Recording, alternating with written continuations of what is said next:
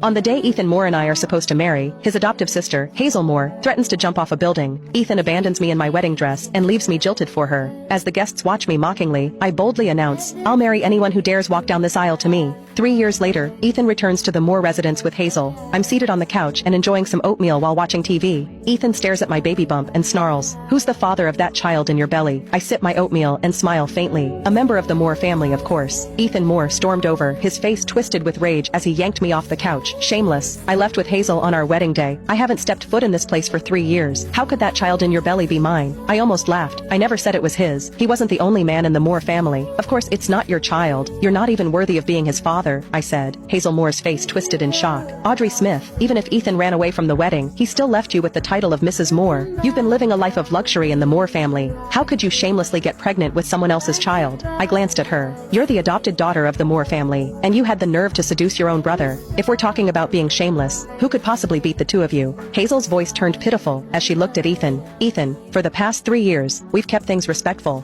Yet, she's carrying someone else's child and cheated on you. The moment he heard her words, Ethan's fury exploded. He raised his hand and slapped me hard across the face. "You filthy woman! You get knocked up by someone else and still dare to drag me and Hazel into it? Get out now!" he shouted. The sharp pain bloomed across my cheek. My head went blank for a second from the force of the slap. Ethan ran off with Hazel 3 years ago, leaving me alone to face all the whispers and laughter at our wedding. Driven by rage, I called for a groom on the spot. It was his uncle, Jeremiah Moore, who stepped up and married me that same day. In Beaverton City, Jeremiah was known as the Frost King. Everyone has treated me with the utmost respect ever since I married him. After I got pregnant, he spoiled me even more. He wouldn't let a strand of my hair be harmed. Blood would have been spilled if he had known what Ethan had just done. To avoid a full-blown family tragedy and for the sake of the child in my belly, I said coldly, "If you both leave now, I'll pretend this never happened." However, they didn't appreciate the offer. Hazel lunged forward and yanked my hair. "Ethan, this woman is scared. She wants us to leave now so she can use that child to take everything from the Moores." Ethan snapped. "So that's what this is about. Well, I'm not letting it happen." I twisted away from Hazel's grip and said coldly, "David disowned you the day you two ran off. You had nothing to do with this family from that moment on." Hazel let out a scoff. "That was just Grandpa venting.